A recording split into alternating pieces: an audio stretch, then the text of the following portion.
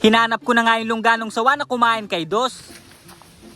Ang laking butas guys. Dahil nga sa nangyari na hindi maipaliwanag na pagkawala ni Dos, maging yung kapatid nga niya na si Uno ay sobrang lungkot na ngayon. Simula nga kaninang umaga ay hindi siya umalis dyan sa pinaghahapunan nila. Kaya kahit ako ay hindi na rin mapakali. Buong maghapon kong hinahanap kung saan talaga posibleng dumaan yon. Maganda sana mag-alaga sa ganitong lugar, yun nga lang ay may mga pangyayaring ganito. Sa sobrang kampante natin sa ginawang Dreamloop ay nawalan tayo ng ibon. Guys, may mga balahibo nakadikit dito. Pati dito. Tsaka dito. Ang dami, ito po. Malaki talaga yung posibilidad guys na sa likuran yung dumaan. Dito kasi mas malapit na kahapon yung mga alaga natin. Ano kaya ito? Dito kaya lumusot yun? May balahibo nakadikit eh. Pati dito sa baba guys. Malapit lang yun sigurado. At nakakasigurado din ako na nasa malapit lang yon. Sa pinakanlikuran kasi ng Dreamloop natin guys ay medyo masukal. Tapos may isang puno dito na napakalaki ng butas. At wala tayong idea kung anong nasa loob neto. Di naman to ganun kalaki, yun nga lang ay napakalapit nito sa Dreamloop. At base sa obserbasyon natin ay dito nagmula yung umatake. Doon kasi sa may harapan ay puro net doon at hindi makakawala. Malaki talaga yung hinala ko guys. Meron talaga tong laman.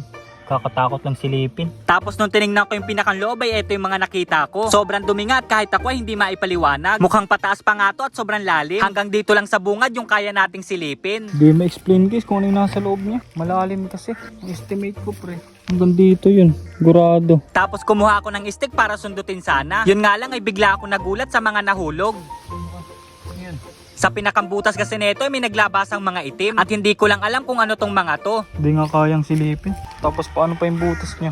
Ang liit. Kaya mas pinili ko na lang tulubayan, baka may mabulabog pa tayo. Tapos ang kasunod kong pinuntahan ay itong kawayanan na isa sa pinaghihinalaan ko. Alam naman natin na sa ganitong lugar talaga pinakamaraming ahas. Wala man dun sa napakalaking butas pero malaki yung tsansa na andito yun. Sobrang sukal na kasi neto at kahit ako ay minsan na lang pumunta dito. Tingnan nyo namang mabuti at kahit kayo ay matatakot na ring lumapit. Dahil nga sa nangyaring mahabang tag-init nung nakaraan ay yung ibang puno dito ay natuyo na. Bukod pa dun ay naging dikit-dikit na yung tubo ng iba. Pero kahit ganun ay mas pinili ko pa rin maghanap para malaman ng kasagutan. Di lang ako masyado dumidikit at baka may tumuklaw sa atin. At dito ko lang nalaman na sobrang dami palang butas dito. Di lang ako sigurado kung butas ba to ng daga or ahas. Bawat pagitan nga ng kawayan guys ay hindi nawawala ng butas. Mas lalo pa akong nagulat nung pumunta ako dito sa bandang kabila. Saktong paglapit ko kasi ay sobrang daming langaw. Kaya nagtaka na talaga ako kung anong meron dito. Kasi hindi naman dito magkakaroon ng langaw kung walang nabubulok. Kaya pinagsusundot ko na yung bawat butas na nakikita ko. Ang laking butas guys oh.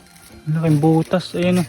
Katakot. May isang butas nga dito guys na napakalaki at nung nakita ko ay natakot talaga ako. Kahit nga lumapit man lang ay hindi ko nagawa. Baka kasi mamaya dyan nakatira yung hinahanap natin. Di naman tayo sigurado kung sawa nga yun o ibang uri ng ahas. Nakakatakot dito guys. Sobrang daming butas sa puno ng kawayan. Malaking hinala ko na dito talaga nang galing yun. Tingnan nyo naman guys oh. Ito butas. Butas. Butas. Butas. Ang dami guys.